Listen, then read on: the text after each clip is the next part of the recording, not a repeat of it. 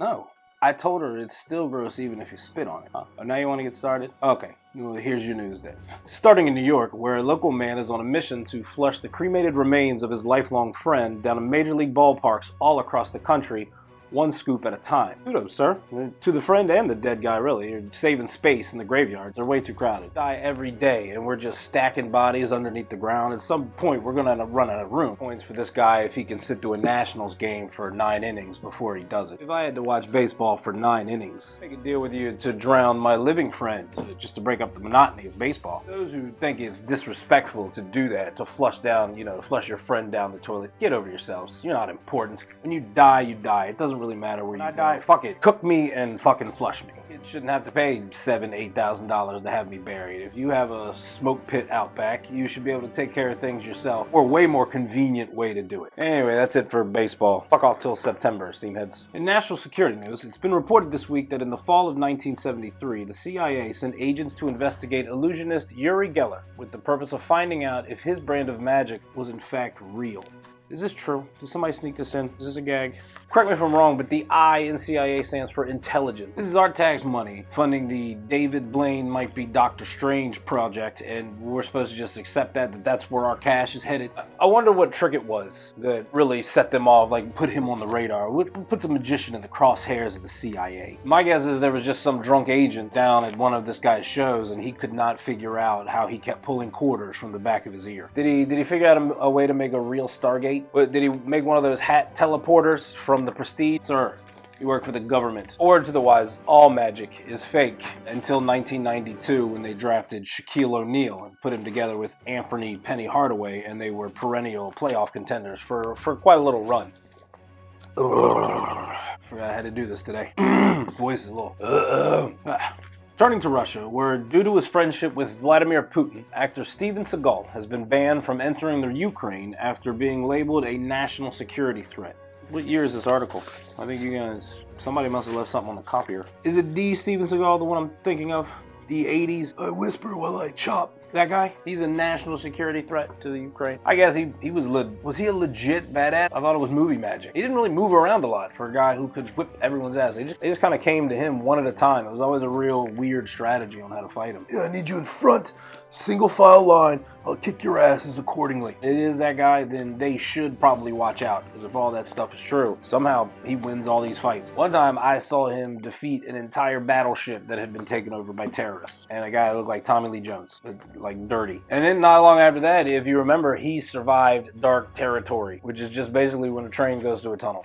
It was Under Siege 2. It got dark. I did see him one time save the president in mid-air, 27 minutes into a movie, and he died. It shocked the shit out of me. I don't remember what the name of the movie was, or I think it's Kurt Russell was the president. Out of midair, he sacrificed himself. So I will admit this: his threat level with me kind of went down when he started hanging out with Keenen Ivory Wayans and making those movies about oil in Alaska. While still, even in the cold, frozen, dead tundra, he found people to run headlong straight into his chops of minimal movement. It must be what it's called, the minimal movement chops. Couldn't believe it. Last I heard, he was a cop in Vegas, and then he was like a monk in Tibet. What's he doing now? Wherever he's going, he's eating right. He's being invited into a lot of homes. Not in the Ukraine. Well, look, if he is as bad as he thinks he is, and Pooty Poot, that dude's a soldier, so if he says Seagal's bad, Seagal's a bad dude. My advice to Ukraine, look at me. Run. Next up, in Hollywood, it is being reported that a group of hackers are demanding that Disney Studios pay a ransom or they will release the Pirates of the Caribbean sequel online ahead of its release date. Let me start by saying, I dare you. And if you could, I dare you to do it in 1080p. I double dog dare you to make it compatible with all my mobile devices. I don't condone pirating at all, but if Mr. Robot is going to release it, what am I going to do, not watch it? Hey, it's either this or they hack some more celebrity titties. Exactly how many Caribbean pirate movies are there? This has got to be like 5 or 6, right? They still popular? Is this a Fast and the Furious thing? They just keep pumping out the same fucking movie and people... Shouldn't these be straight to DVD by now? Does this one have Nicolas Cage in it? God damn it, Johnny Depp. Is this why I never got a second secret window? To the hackers I say this. Let this one go. I need you to focus on the new Spider-Man. Is this the last of it? I gotta reorder some more of that. If you want me to keep doing it in this shithole of a studio, you at least bring me the right drinks. And that I love. Keep that coming. We head to Neverland Ranch, where court documents have been revealed that Katherine Jackson, the mother of the Jackson 5, reportedly pays out thousands of dollars a month to support her remaining children, including LaToya, who gets a whopping $30,000 a month.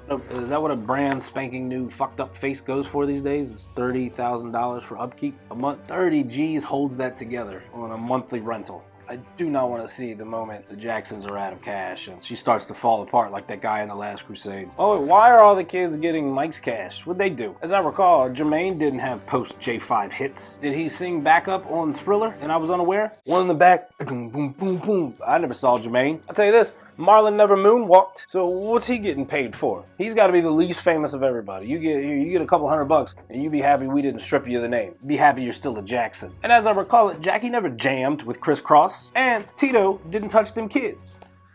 Side note, pay Janet whatever the fuck she wants. That's where all the talent went. Excuse me, Miss Jackson, if you happen to be nasty. Next, a mom in Redding, California has received praise this week after officials discovered that she had fostered over 630 children during her 40 years with the program. I'd like to start by saying that this person is a way better person than I will ever be. That being said, you know a lot of them kids was already malfunctioned. There was already a glitch in the matrix, so some of those kids were passed through quite quickly. 630 in 40 years is still a high rate of turnaround. She gave up on some of them kids. Let's not act like this is from Four Brothers, where she would have ate a bullet for them. 630, you don't remember all them kids. It isn't always a movie where the orphan has a heart of gold. Sometimes there's a reason he's been dropped off. A lot of these kids are like that kid from Problem Child, and I mean redheaded. All I'm saying is she has scars. Not every day was a good day when you're living with 200 brothers and sisters and voluntary children. 40 years is long enough to foster a kid who's been abandoned by a kid you fostered in the first place. You might be raising 2 sets of terrible people. I don't know what they pay you, ma'am, but we need more people like you. You're a saint, ma'am. Let me know when we're back on the air. Staying in California, where a 12-year-old girl in the city of Clovis has won the state spelling bee for the 3rd straight year. Does anyone else feel like it's less and less important every year? We're living in an age of spell check. At this point, is it really impressive to put it on your resume? It's, it says here you spell good. So does everyone with a fucking Android. It's like having your master's degree in Gigapet. As soon as the phones got smart, you were obsolete. What was the winning word? What was it? Dipsomania. That's a word. Dipsomania? What the hell does that mean? Are you fucking kidding me? An uncontrollable craving for alcohol. They gave the word that all parents are thinking in the fucking gym watching this shit. They gave that to be the word. They were just fucking with those people. My advice, kid, join the debate team. Arguing never goes out of style. People will always have something to bitch about, and those people will have people bitching about those people.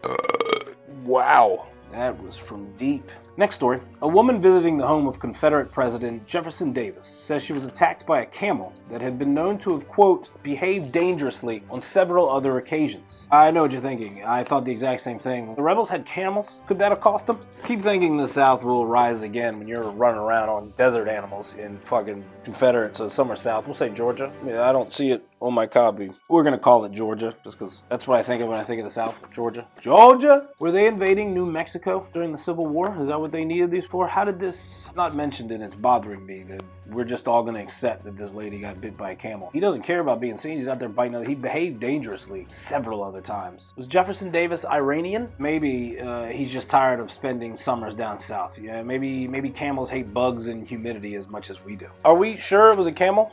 Where was Jay-Z during this? I'm pretty sure it was just protecting its lovely lady humps. Next, undercover officers in Nashville, Tennessee discovered this week that a popular local church was also operating as an after-hours sex club. Why is this an issue? I thought your God said have sex and lots of babies, right? Isn't that in the book? The chapter in the book? I know there's fucking in that book. If it wasn't for fucking you zealots, we wouldn't have those Duggar people with the 19 kids and still fucking counting. All they do is pray, and fuck. Who didn't know that Catholics love having babies? It's part of their thing. If you were giving out Catholic baseball cards, one of the stats would be enjoys fucking to have babies. Kudos to this church for knowing its two strong points. You're praying and you're fucking. And they combined them into one KFC Taco Bell. It's probably going to improve attendance. If you told me you want to go to church with me, nah, hey, there's a chance you might get late at the end. All right, I'll go get my court clothes together and I'll meet you down there. And if I do anything wrong on the way out, according to the thing, you just hit your knees, hit some Hail Marys, and you're done, right? All is forgiven. Bing, bang, boom. You serve wine already. That's the most popular thing to get naked started. Hey, crisscross, applesauce, I'm gonna help you out them draws. I think that's a hymn. Turning to the south, where police in Spartanburg, South Carolina, say a woman was arrested for hitting her young son in the head after he gave his grandmother a Mother's Day card and not her.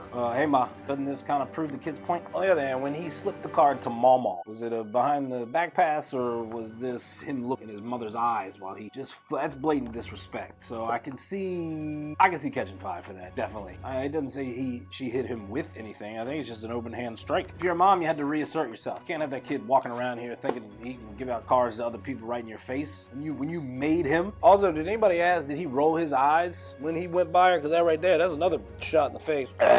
If at all costs, try to avoid hitting him. What you do is you get down on their level, you look him dead in his eye, you smile the biggest smile, and you say, Christmas is fucking canceled, you little ungrateful bastard. I think that makes you even. He gets out all the aggression. He doesn't have physical scars. He's gonna have some mental scars, especially if you come through with that promise of skipping Christmas. And I recommend, stick to your guns. If you're gonna tell a kid that Christmas is over, think about it. If you threaten it and then at the end of the day you don't go through with it, what's the next threat? Oh, fuck you. Oh, Christmas canceled? I'm sure it is. Go fuck yourself. You're buying me presents. No, you shut Christmas down one year. You shut the fucking holidays down one year. I'll teach that kid. I guarantee you, 2018 will be a better year for that kid. Oh, yes ma'am, yes ma'am, I will get that for you, ma'am. Skip Christmas. Or, truth be told, she might be a terrible mom, and this kid's job evaluation was spot on. And finally, only in Florida news, an 11-year-old boy in Tallahassee bought a used copy of Grand Theft Auto from a local trade and play, opened it to find a free bag of crystal meth. Fucking Florida. The whole state suffers from chronic can't get right. Kid, you're in Tallahatchie, Florida, or wherever the hell. Just next time use the meth. Don't say anything. Trust me, playing a used copy of a 10-year-old video game while tweaking out in your mother's basement is probably the best you're ever gonna get it.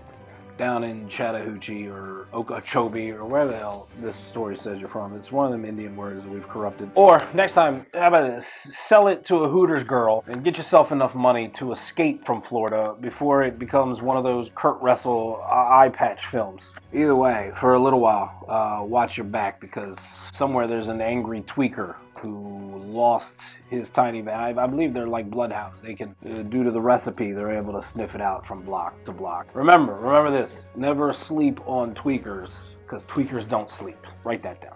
Anyway, is that it? Thanks everybody again for watching. They all say thank you. Yeah, before I forget, wait at the end. It'll have the social media stuff on there. Please go and hit the thumbs and I don't know. I'm not really on the internets a lot. But you hit your thumbs, hit your subscribes. What other fancy get twitted. Well, it's at the end. Spoiler. Wait around for there's an extra scene at the end. We're like a fucking X-Men movie.